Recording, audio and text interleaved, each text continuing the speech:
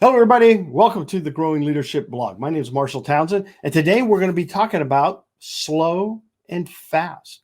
Now, yesterday I talked about the difference between near and far, but today it's going to be slow and fast. You know, when I was a kid just getting out of high school, I had the opportunity to go work for a brand new pizza company, pizza business that was opening in town. And it was one of those places where at that time they were making, pizzas from scratch. So when you had to get the dough, you had to roll the dough out with a rolling pin. You had to put the edge on it and then cover it with the toppings and then bake it.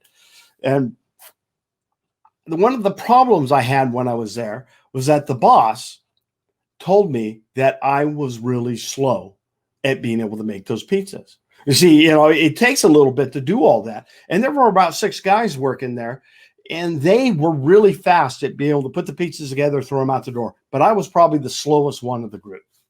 But it wasn't very long before I realized that the pizzas I made all went out the door and stayed out the door. While the pizzas, the guys making them fast, were go out the door and not before too long come back in the door to be remade. There's a difference between slow and fast. And what I learned was that the owner of the company had decided to make his mark or his brand that he was going to be the fastest pizza company in town. Not the best pizza company or provide a quality pizza. He was going to be fast and faster than everybody else, which told me that I don't think this guy was listening to his customers. Because you see, as the pizzas start coming back into the door, there's something wrong with fast here. Slow and getting the right order and getting their toppings on correctly and getting it made to the right size was probably more important to the customers than speed. But what he wasn't doing was listening. So I think, like I said, I worked for him about 3, maybe 4 weeks, and then I left because I understood that quality was not, an element here in this business. And I wanted to get away from that as fast as possible. If it was going to be fast, it was getting away from that. Later on, I went in the military, and I had the opportunity to transition from the old M60 tanks to the new M1 tanks. No, an M60 tank's top speed was maybe 25 miles an hour on level ground, with the engine like just whining, trying to get it up to that speed. But the M1 tank could go 40 miles an hour.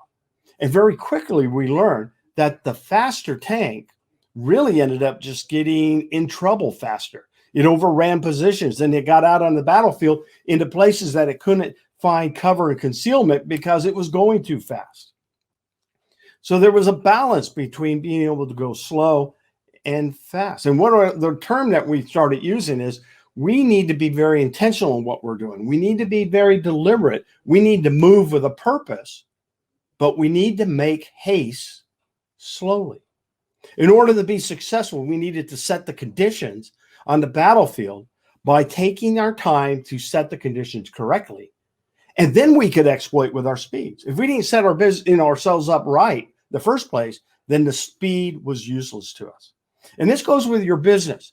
And I learned this from John Maxwell. One of the things that leaders need to do is they need to take the time to listen, to learn, and then lead.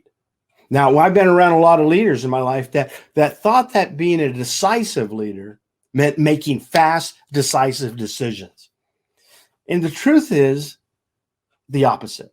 A decisive leader takes the time to listen, to learn, and then lead, then make the decisions to go forward. And like I say, when you set the conditions correctly, you're able to exploit with time. So it's not a difference between slow versus fast. It's slow to fast. So make haste slowly. This is Marshall Townsend with the Growing Leadership Blog. Thanks.